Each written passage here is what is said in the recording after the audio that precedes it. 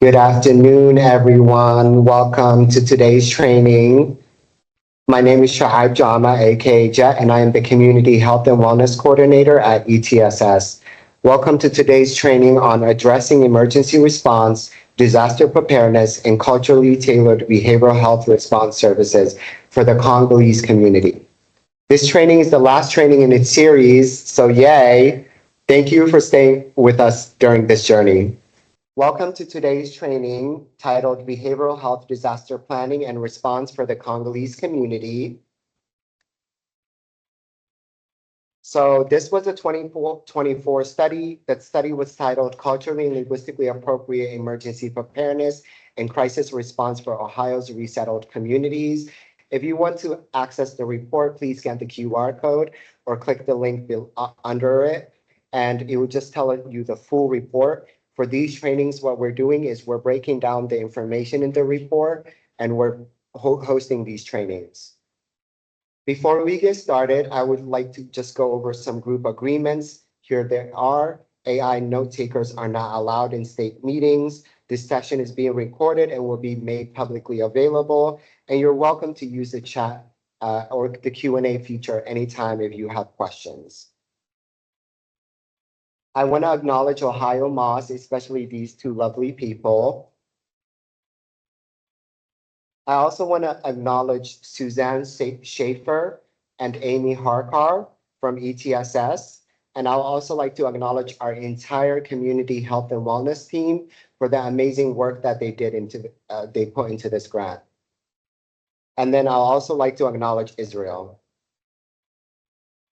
So when it comes to acknowledging the community-based organizations that we worked with, for the Congolese community, we worked with Congolese community of Columbus, Ohio. If you want to reach out, I would reach out to the email there. It will direct you to Mr. Condi, and he will be able to answer any of your questions.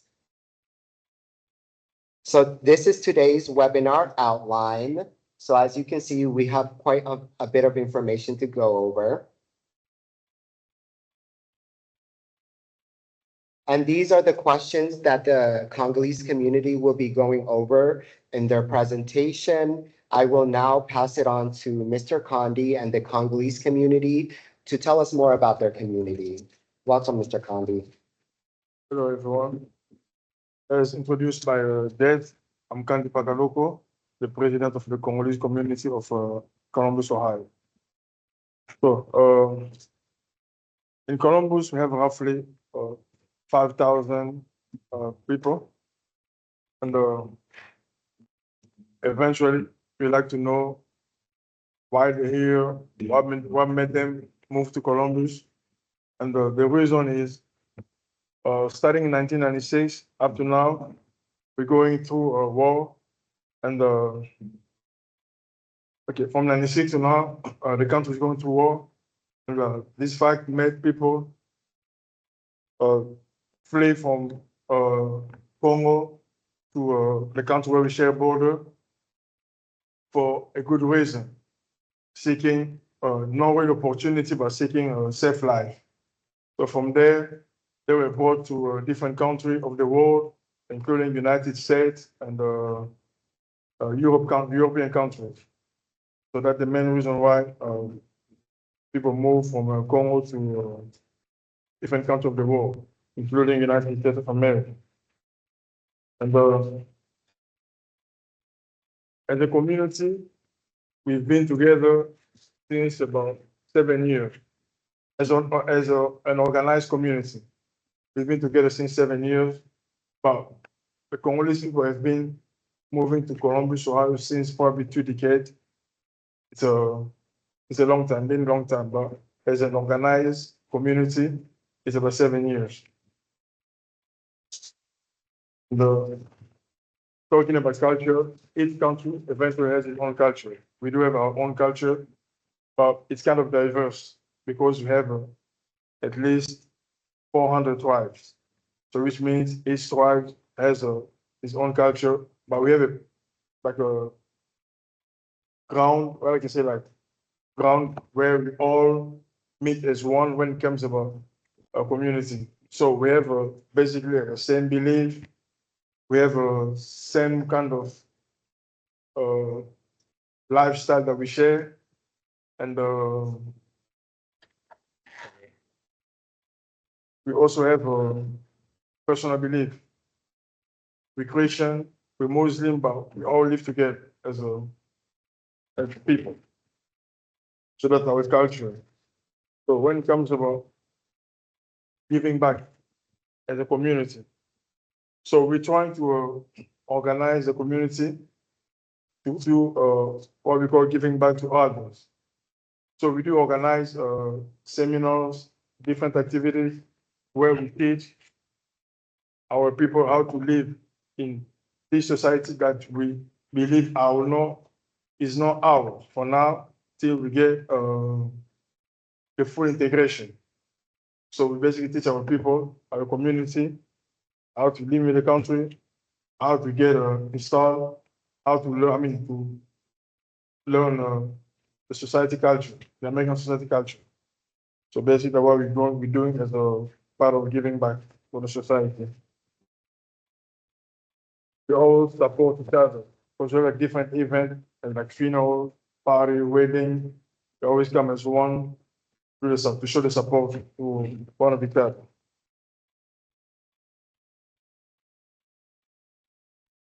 Also, in events such as disaster, all that. Fortunately, in Ohio, we never went through a disaster, thank God. So as a community, we never faced that kind of situation.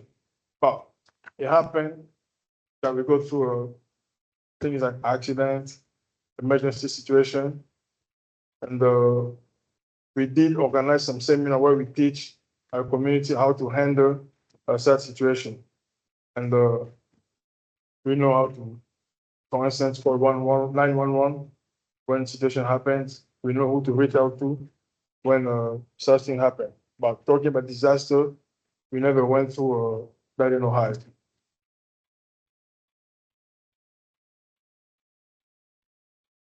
As, as a society, we always face challenges. That's everywhere. All society, all human beings, we face challenges.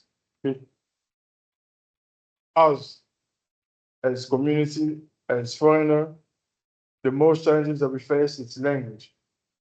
We came from French-speaking language with all those dialects that we do have, and coming into society where it's only English, it's a big challenge.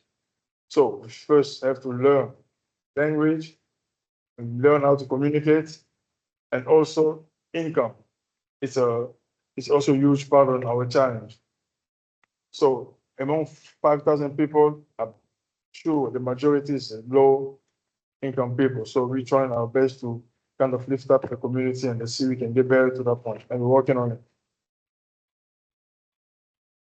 Success, it's everywhere. We try our best to succeed, and we're working on it.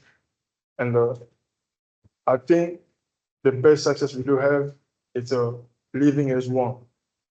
That major effort that we made.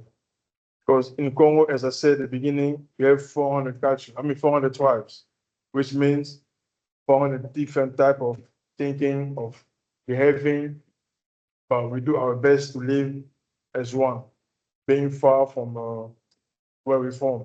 So we're trying to build what we call family. So we're from different tribe, but once we're here, we live as a family. And I think it's a huge success. Also, we're working at we have like a group of leadership that we organize that go through different people teaching how to lift up ourselves. For instance, we have people that are engineering back home. They have a degree, but for some reason, first of all, for language reason, they're not able to apply what they learn. So we have to teach them, we have to enforce them, we have to lift up the community. So that's what we're doing. That's a huge success for us. And we're not done yet. We're still working on it.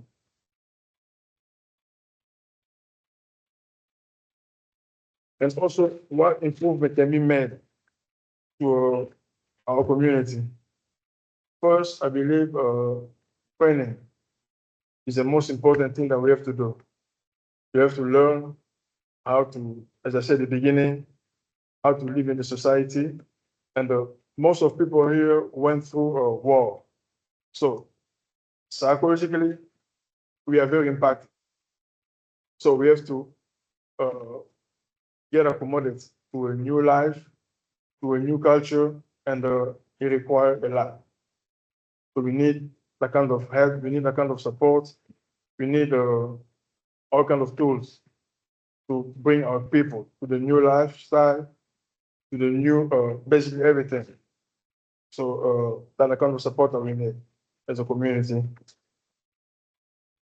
Uh, for the resources, we are always seeking help, and I already thank the ETSS organization. They are good and very support to us.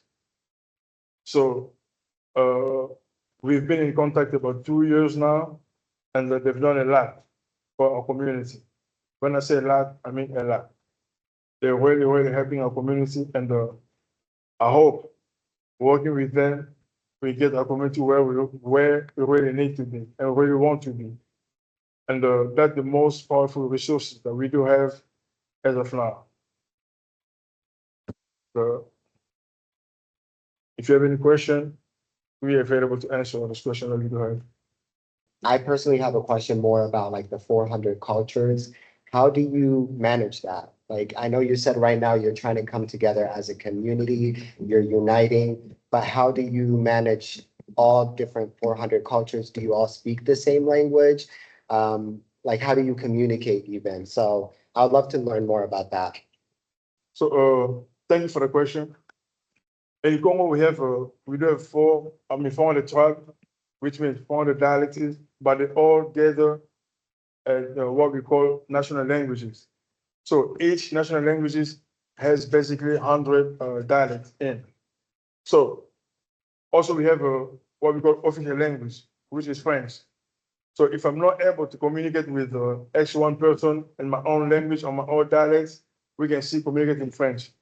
So there is always a different way to communicate. I mean, different languages we can use, either French or what we call national languages. We have 4 of them: Swahili, Lingala, Chiluba, Kikongo, and each one of it has at least 100 dialects.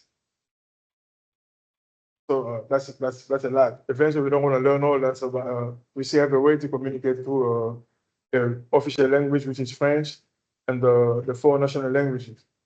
Okay, there actually is a question in the comment. So before we move on, if maybe Mr. Condi, you can answer this question. So the question is, what's an example of a good partnership that has helped the community access resources, and how can other organizations follow suit?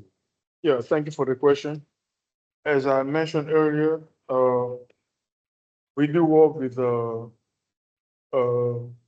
organization we call, I mean, I can call it big brother, like ECSS, that organization that keep helping us to lift up our community, and they provide like all kind of tools that we need as far as classes, seminars, and different type of organization.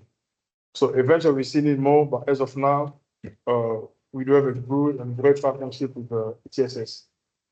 Thank you so much for that answer, Mr. Condi. And I could just expand a little bit. So I was first introduced to Mr. Condi and Emmanuel from our community navigator, Claver. He is also from the Congolese community. And I asked him, hey, can you give us a contact to somebody in your community that, has an organization? He invited, he referred them to me. We've worked with them on a few grants so far. The first one we worked with them was the community health needs assessment.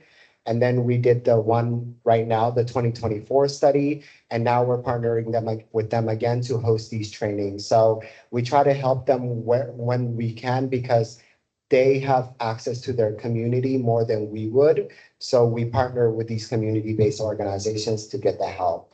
So that was a very good question, Taylor. Thank you so much. Okay, so I'll just go over some quick gaps in the Congolese community. Many Congolese refugees in Central Ohio have experienced prolonged displacement, including years in refugee camps and exposure to armed conflicts, which contributes to both resilience and unique vulnerabilities in emergencies.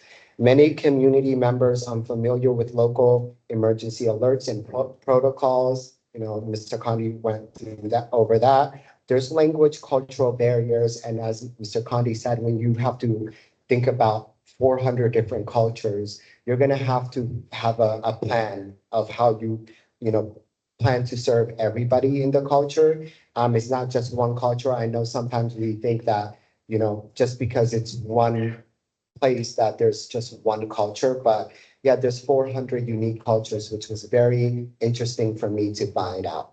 So, and then, of course, there's unfamiliarity with the US system. The community is linguistically diverse, as he mentioned, but they speak French. So that's one language that you could possibly use to bring the communities together. But our community navigator speaks over like 7 languages, including French, Kinyarwanda, Lingala, Kiswahili, and I don't even know how to pronounce the other ones, but he does an amazing job. And then few Congolese voices are in local disaster planning and response efforts. So just finding a way to incorporate this community when it comes to the planning. And then here's just the importance of these current webinar series. There's a lack of guidance on culturally appropriate approaches. There's like cultural misunderstandings can weaken service delivery. This webinar will disseminate the findings from our previous study to help better understand the cultural norms, perceptions, and unique needs of resettled communities, especially the 5 communities that we worked with on this grant. And then also building cultural competence is essential to bridge the gap. So as you can see, this was the roadmap. So we started with our overall training on May 23rd, and today we're on the Congolese training. So thank you so much, everyone, especially if you stayed with us throughout all of them. And now I will be passing it on to Dr. Saruna to go over the quantitative portion of the study. Thank you so much, Jet. Okay, let's get started. Good afternoon, everybody. My name is Saruna Ghimire, and if you have been with us throughout this different webinar series, you have seen me talk about the quantitative findings. So today I am again going to share with you the quantitative finding from the 2024 study that Jet shared at the beginning of this webinar. So before we jump into what we found, let me give you a very brief overview of what we did. So we did a survey with 266 adults in Central Ohio from 5 different resettled communities that included Afghan, Bhutanese, Congolese, Ethiopian, Eritrean, and Somali. Since today we are focusing on the Congolese community only, we had 55 participants from the Congolese community. Recruitment was led by ETSS in collaboration with local community-based organization. Specifically for the Congolese community, we collaborated with Congolese community of Columbus, Ohio, and you did hear from Mr. Kandi before me, uh, uh, representing the organization. Our survey was available in Qualtrics for those who prefer online system and also on paper for people who prefer paper version. To ensure accessibility, the survey was available in Lingala and Swahili for the Congolese community, but I also want to acknowledge that these are not just the 2 languages spoken in the Congolese community, but Mr. Kandi already suggested that there are multiple subcultures and multiple languages within the Congolese community. And just to clarify, these other languages that you see in my screen, such as Dari or Nepali, they were included for other communities who also participated in the same survey. Now let's look at who took part in our survey. Over the next few slides, I will be going through participants' demographic, including age, gender, English proficiency, education level, and disability status. Just a quick note before we dive into the results. most of the data that you will see here is split into two parts. And this is how I have been sharing this info throughout this webinar series. But in case you are joining us for the very first time, here's what to expect. On the left side, these blue bars are the overall finding that includes all 5 communities together. On the right side, the yellow bars are the results just for the Congolese community. This way, it will help us to understand the unique experiences of the Congolese communities and also the bigger picture across all groups for comparative purpose. So as you can see here, among Congolese participants, the age distribution was more concentrated in the middle age ranges, with about 67% of the participants falling between the ages of 26 and 45 years. The gender distribution among Congolese participants closely mirror the overall sample. Just over half were women at 55%. This strong representation of women is especially valuable because we know women often play key role in family emergency preparedness and taking caregiving responsibilities for children and elders. So this slide helps us to understand how long Congolese participants have lived in Ohio and how comfortable they are with English language. And we also heard something similar from Mr. Kandi when he was presenting his part. So Congolese participant showed high level of establishment in Ohio. As we can see here, nearly 3/4 had lived in the state for more than 5 years, with only about 4% lived here for less than 1 year. This indicates a well-established community with deep roots in the state. When it comes to English proficiency, Congolese participants reported very high level of language skills. The majority could read, write, and speak in English, and only less than 2% reported no English proficiency at all. These rates are significantly higher than the overall sample, where about 13% overall uh, did not report any English proficiency. And this indicates that there is a strong language proficiency within Congolese community. This slide shows the level of education in our study. Among the Congolese participants, they demonstrated a remarkably high educational attainment. Over half of the participants had completed a college education, which is significantly higher than the overall sample, where only about 1/3 had completed college.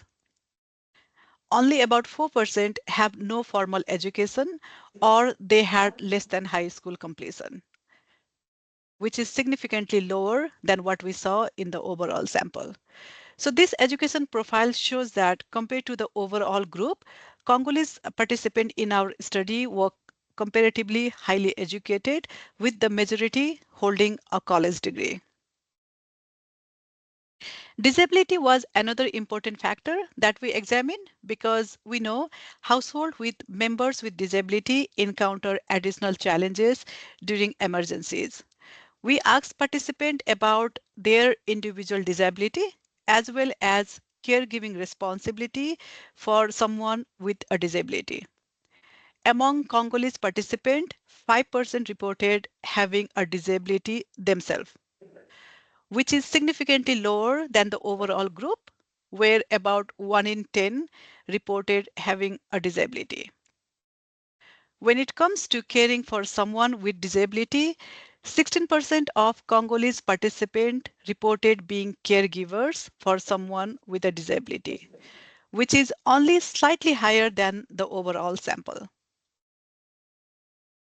Now we move to Congolese communities' experiences with disaster, their level of preparedness, and whether they have emergency management plan in place.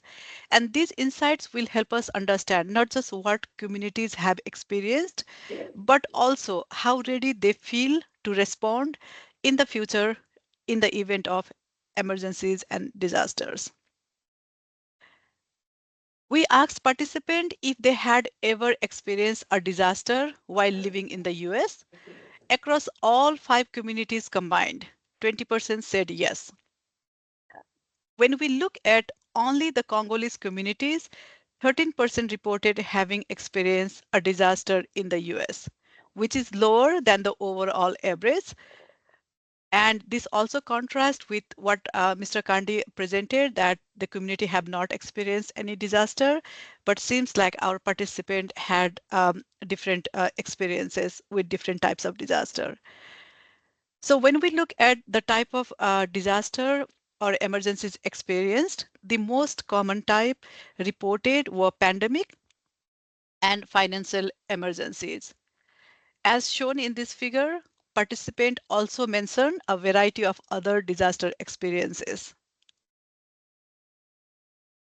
Next, we asked participants what they know about disaster preparedness and different ways to prepare for it.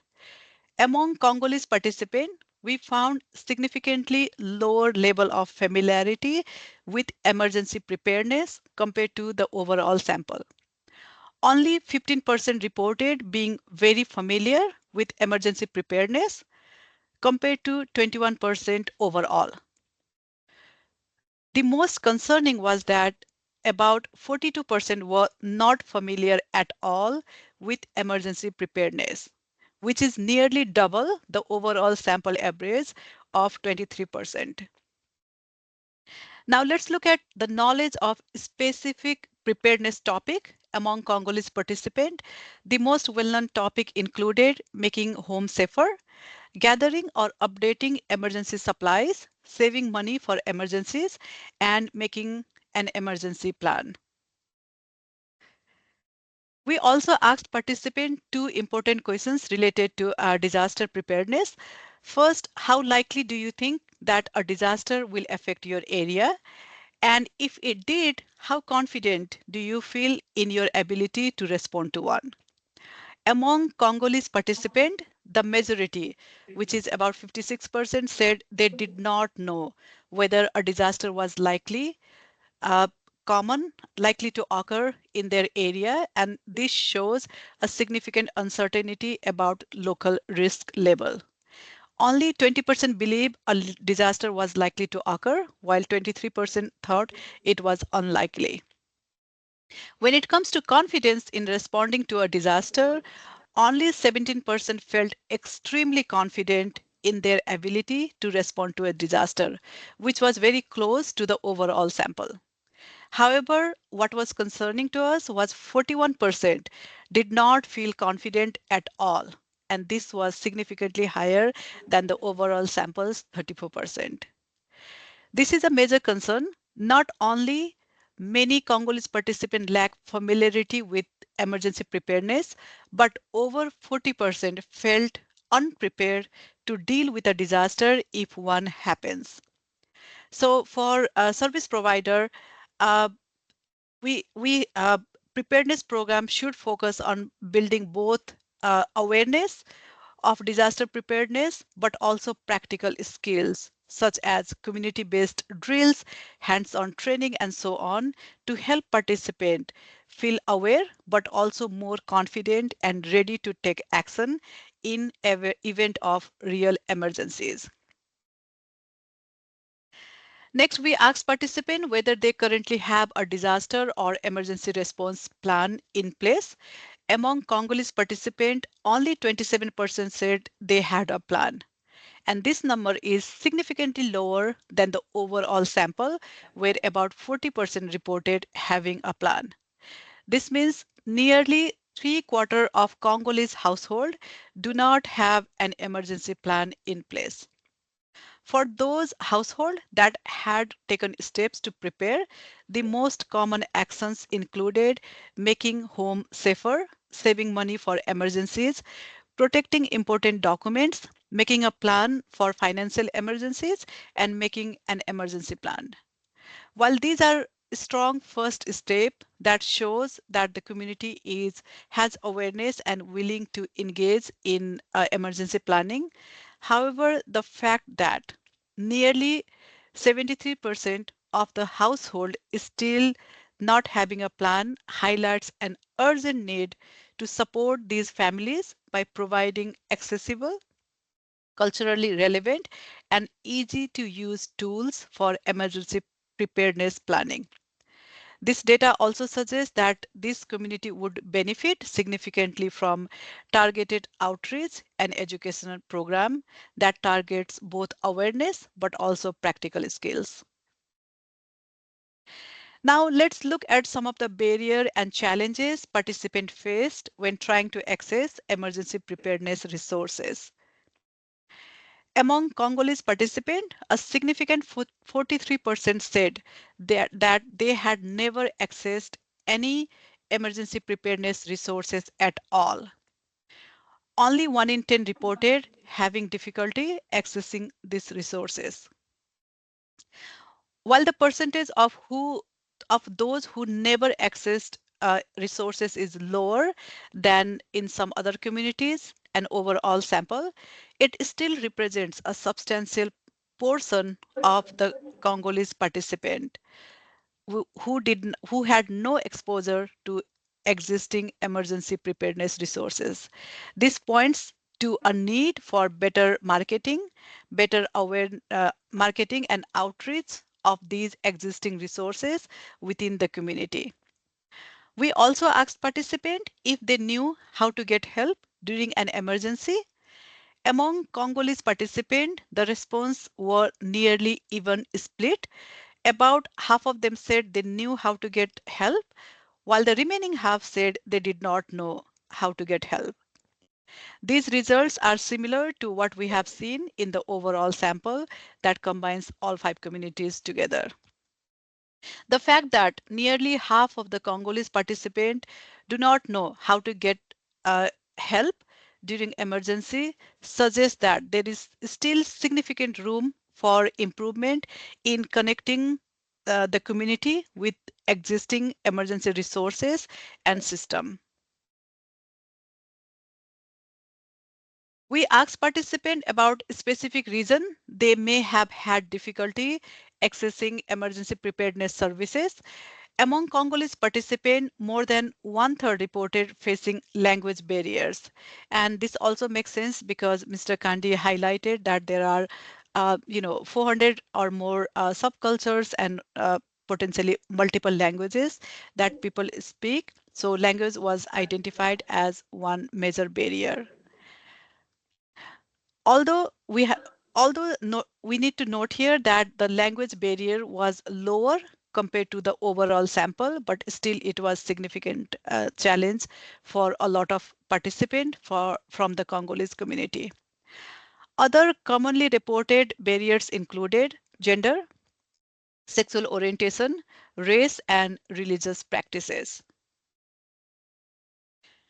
We also asked participants whether they felt emergency preparedness materials were culturally appropriate. For the Congolese community, the results were concerning. 47% found emergency preparedness materials not appropriate for their culture, which is significantly higher than the overall sample, where only 31% felt this way. We also asked participants whether they had taken part in any emergency preparedness training in recent years. For most Congolese participants, the answer was no. Only 17% had participated in such training, which was similar to the overall sample average. The lack of participation was not simply due to lack of interest. Most Congolese participants reported that the training did not fit their cultural practices and was not offered in their preferred language, or they lacked culturally competent staff.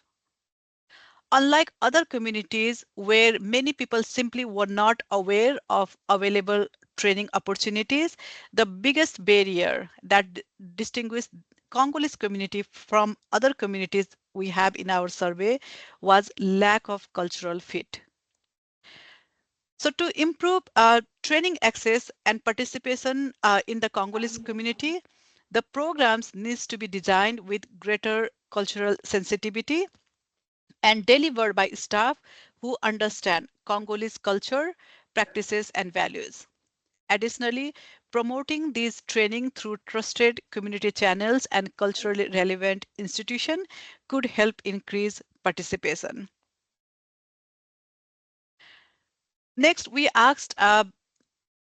looked at how often emergency preparedness is actually discussed in the community and what approaches work when it is. Among Congolese participants, only 29% said their community ever talks about preparedness. This suggests that emergency preparedness is still not a regular part of community conversation in Congolese community. And this highlights an important opportunity to increase community engagement uh, where people can discuss about emergency preparedness in the community setting. When Congolese participants were asked about the most effective ways to share emergency preparedness information, community meeting and gathering at worship places were the top choices. So again, this tells us work with the existing faith-based and community structure. When we asked Congolese participants how emergency preparedness could be improved, their suggestions were both practical and culturally informed. The most preferred ways to receive information were email, followed by text messages and phone calls. Participants also found handout or flyers, activity books, lesson plan, and digital dissemination to be helpful. To improve preparedness overall, they emphasize three key strategies: creating materials by the community for the community in local languages, offering training in multiple languages, and that makes sense because we did learn that there are multiple languages spoken within the community. The third strategy was hiring multilingual staff who are from and trusted by the community. This makes one thing clear for us. Preparedness efforts are most effective when they are developed by and with the community, delivered in culturally appropriate ways, and supported by trusted community members who understand the specific needs and values of the Congolese community. The data strongly suggests that a community-driven, culturally appropriate approach to emergency preparedness would be most successful for this community. With this, I wrap up the quantitative survey and hand it over back to Jet. Jet, back to you. We will now move on to the qualitative portion of the study. Isha, take it away. So, good afternoon and welcome back. Thank you, everyone, for joining us in today's webinar. I'm Isha Karmacharya. I'm a doctorate graduate from Miami University of Ohio. So, now we will shift to what we learned from youths through a focus group discussion. You might hear similar findings that was discussed in the quantitative part. However, this discussion was extremely helpful to know the perspective of our youth. Talking about the qualitative methodology, we spoke with 10 youths between the ages of 18 and 25, with representation from all 5 refugee communities in our study. As far as possible, I will be focusing on voices of our Congolese youths. And these youths were recruited through the ETSS Youth Advisory Panel, and all were fluent in English. The session lasted for about an hour and was guided by trained facilitators. We mainly focused on 4 areas that were public health concerns, awareness of emergency resources, barriers to preparedness, and youth recommendations for community actions. So there were several important themes that emerged from the focus group discussion, and those were similar to the study areas that I mentioned earlier. So now I will be discussing each specific themes and their findings. So first, talking about the public health challenges within communities, participants highlighted several critical public health challenges, particularly highlighting mental health problems. If, as far as you know, in the quantitative part, there were more mental health problems. I think they did not mention about those, but here in the focus group discussion, participants actually emphasized about the mental health problems in their respective communities and which included substance abuse, suicide, gun violence, and social isolation. So this was a very unique information from our quantitative finding. One participant said, I feel like for that it's pretty generalized, especially with gun violence and drug abuse. It's kind of meshed within a wide majority of communities. This shows that gun violence and drug abuse are observed in many resettled communities. So youth shared that these issues are often unspoken or normalized and not treated as urgent concerns, which delays prevention and healing. Youth shared their first go-to resources during emergencies, which were phones, Google search engine, and social media platforms. They also put a lot of emphasis on faith-based institutions as trusted community hubs and religious sites serving as informal gathering places and coordination point during emergencies. For example, one participant mentioned that if anything were to happen, like a big crisis, let's say a tornado or a shooting, everyone would convene at religious sites to figure out the course of action. So they really emphasize the faith-based sites and religious sites as their gathering places during emergencies. Youth acknowledged that some emergency resources exist, but pointed out these services are often poorly publicized. There is no appropriate marketing for emergency preparedness, like one participant said. There are definitely resources out there somewhere, but the issues is that finding out about them is so difficult because there is no marketing for them. So they say that the services are hard to access, particularly for elders or non-English speakers.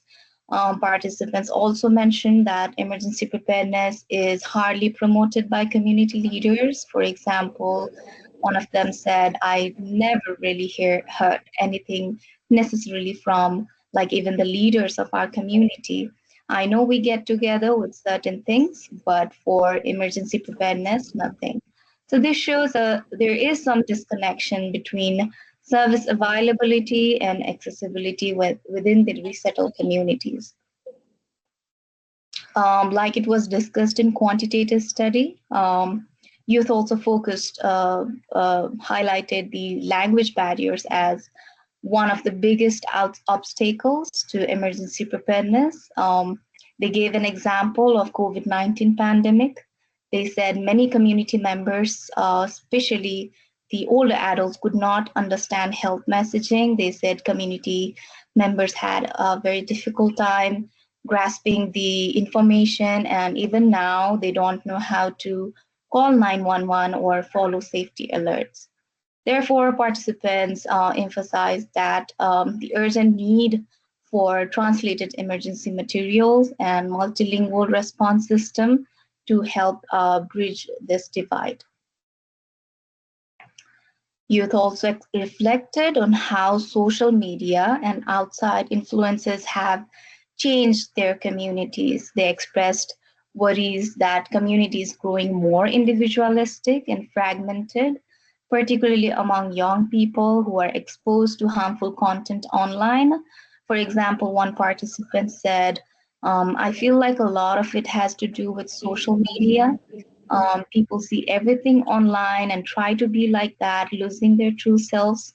I've seen friends change, becoming more violent, influenced by what they see, even though they were not like that when they were younger. So this shows that social media kind of have influenced the youth and the people in the communities and somewhat is linked with the mental health problems.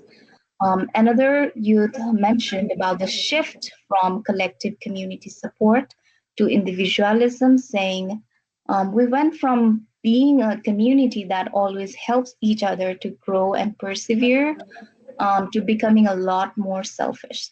So therefore, while external resources like social media were reported as a important source of awareness, they were also seen as contributors to disconnection and risk leading people in their communities to adopt values that conflict with their community norms.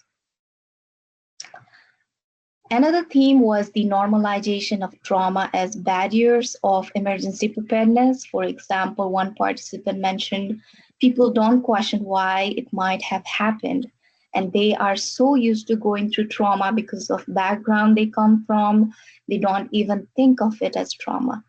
So youth share that their communities often respond to crisis with silence or temporary measures rather than focusing on long-term prevention or meaningful healing.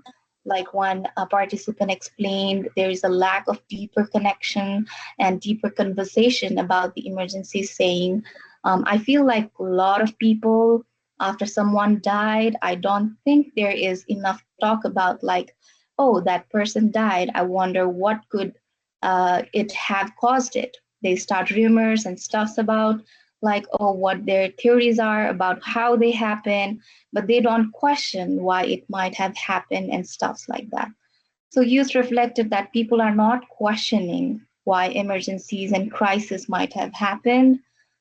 This mindset prevents communities from seeking help or planning ahead to reduce future risks. They also emphasize this stigma surrounding mental health. They explain that mental health is often seen as a taboo subject, especially among older adults. There is a strong fear of judgment. One participant mentioned that mental health is not seen as a good thing, it's really stigmatized. So if you have a problem, you are literally just it up until you explode one day. So this shows how stigma can keep people from accessing the very care that could help them during the emergencies. Now, talking about youth visions to emergency preparedness planning, they express a strong desire to be seen as active contributors, not just recipient of support. They even mention themselves as gatekeepers, explaining they can be a medium to reach older adults in their homes and communities. They recommended involving young people in emergency planning and leadership roles, especially through school or community based organizations. They also suggested youth should be seen as community assets and part of the emergency preparedness solution. However, they emphasized starting with informal relationship building events such as cultural celebrations, games, or shared meals as a way to build trust and then gradually introducing them to service opportunities to promote emergency preparedness. So they emphasized about experiencing comfort, connection, and trust within the community prior to getting involved in emergency preparedness planning and leadership roles. Youth also emphasized the clear importance of clear, culturally relevant communication. They suggested using trusted messengers to deliver emergency information, such as community elders and spiritual leaders, or creating promotional videos within familiar faces, someone from their community whom they know or can relate to. They suggested sharing emergency preparedness information through YouTube, Telegram, WhatsApp, community centers, and religious sites. They also suggested adding multilingual translators to 911 services to help bridge urgent language gaps. Finally, youth stressed the need to build on existing cultural and faith-based network.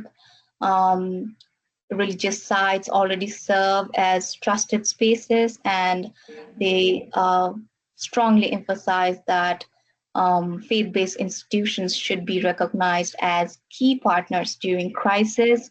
For example, one participant mentioned that I know in my community, people just kind of, if they want to talk or have something to talk about, like those emotions, they mostly just go to like the pastors, like the church, basically.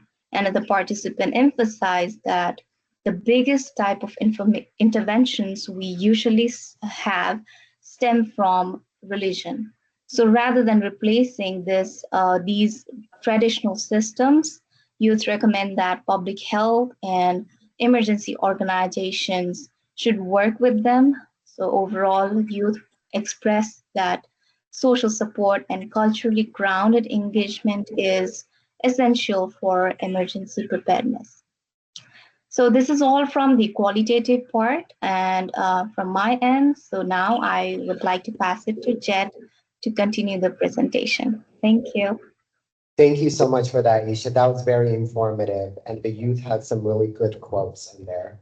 So now I'll be covering information dissemination, the social media aspect of this grant, and also some emergency kits that we built in this grant, and also a collaborative platform that we want to eventually build with everybody that joined this call. So let's start with the information dissemination piece. So this right here is just a chart that is from our Apricot weekly tally data.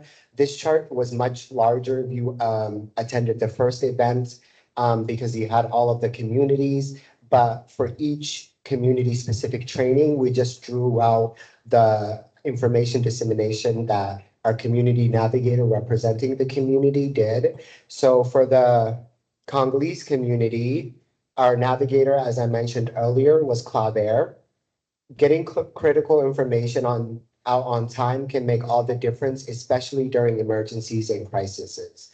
Our community health and wellness team led extensive information dissemination efforts to ensure communities had access to life-saving knowledge. These efforts were carefully documented in Africa under the weekly tally. And again, that's the chart you see on screen. Between May and August 2024, our team in total had 237 direct contacts and distributed over 30,000 educational material. What you see now is the information dissemination that was for the Congolese community. Claver had 91 total contacts and distributed over 14,000 materials. So the difference between materials distributed and contacts is materials distributed, it just means you sent a flyer, there's no follow-up. Whereas a contact means the client responded back like, hey, what's this flyer about? And you had a conversation with them that lasted less than 15 minutes. Anything over 15 minutes is documented in another form. But for this grant, we just specifically stayed on weekly tally. So I want to give a shout out to Claver. He's our Congolese community health navigator, and he was able to share crucial information that mattered to his community. And you're going to see some of the social media posts that he created. So for the social media aspect, we relied on our staff, each representing one of the 5 refugee communities highlighted in the study, to ensure the content was culturally relevant and community informed. The advancement team managed posting and distribution across platforms. We originally planned to create 6 videos and 20 posts, but ultimately delivered 8 videos and 21 posts. Most of the information was sourced from ready.gov to ensure accuracy. Here are some examples of social media posts. I will actually, that's the next slide. But for this slide, you can see that a total of 68 posts were shared across ETSS social media platforms. The content reached 3,669 people. generated 1,186 impressions, and received 69 direct engagements. Facebook had the widest reach, LinkedIn generated the most impressions, and Instagram had the highest engagement rates. Beyond the numbers, we built connection, trust, accessibility across communities by relying on our diverse team and being culturally and linguistically appropriate. So now here is just some examples that Claver made for his community. You can see that Claver felt relevant to share information on severe storms, preventing domestic violence, also flood emergencies and flammable solids. And this is the video that Claver made for his community. We will play this video. Let's just make sure we're sharing sound and everything. And then if I could just get thumbs up if you can hear the video, that would be lovely. Did you know? Let's talk about fire and dryer safety. Cleaning out your dryer and making it leak free weekly is a good tip to prevent a fire hazard. Here is how you need to clean your laundry dryer machine in order to avoid a fire hazard. Thank you. Thank you so much for playing that video. As you can see that, our team really put some effort into these videos. Claver at that time was seeing emergencies about, some dryers catching fire. And he said, hey, this is an emergency in my community. Can I make a video about it? And we said, yes, you can. And he made an amazing video. He even did a tutorial of taking out the thing, using a brush to clean out the lint. And, I don't know how many of our communities actually know that, leaving lint over in a dryer can actually be a fire hazard. Okay, so now I'll just go over the emergency kits that we built for this grant. So here's an example of emergency kit. So we partnered with JPS Printing to make these kits. We made a total of 250 kits, and we gave each community 50 emergency kits. Some of the items that were in the kits included emergency radios, some sanitary products. We also had a carbon monoxide / smoke detector. We had flashlights. We decided to add some COVID-19 tests. We also added some Atom H translated resources that we translated or reverse translated for Atom H into the kits. And we just had a bunch of things in there. We had an emergency whistle. And I think this was very helpful to the communities. Again, we asked the community-based organizations that we partnered with to give them out to people in their community that were actively facing an emergency, whether it was a power outage or even if they knew that this person was more vulnerable, to give them an emergency kit. So now I'll just go over the collaborative platform. So for the collaborative platform, we reached out to the community leaders or the community-based organization leaders. We asked them, hey, if an emergency were to occur, and let's say Ohio EMA, somebody from Ohio EMA wanted to reach out to the Congolese community, please give us a list of names of people that are willing to actively respond to help support their community. So that's why we created the collaborative platform. In total, we gathered 81 community contact leaders' contact information from all of the 5 communities. And you can see for the Congolese community, we had a total of 18 contacts, including Mr. Kondi, who did the presentation earlier, and Mr. Emmanuel, who is the vice president of the organization. As the lead of this platform, I personally help redirect inquiries to the appropriate community leaders. You can see that we have really good a partnership with these communities. And then, so feel free just to contact me directly, or you can contact the email that we shared earlier for Mr. Kondi, and we'll get you in contact with the community members. So I just want to quickly just go over some policy implications now.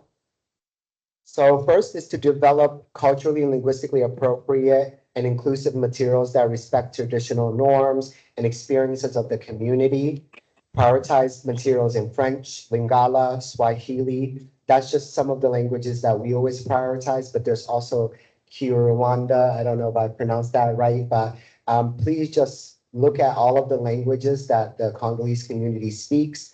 And then, or you can do a community health needs assessment and say, ask them, hey, what languages should we translate to? And then just make sure that those languages are available.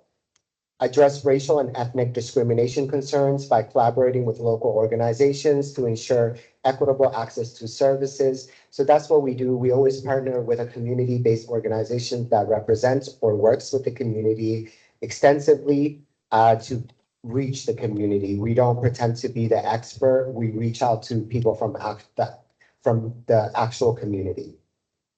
And then to increase outreach to the youth, you heard some really quotable quotes from the youth. So just reaching out to them asking, hey, you know, what role can you play? How can we get you more involved?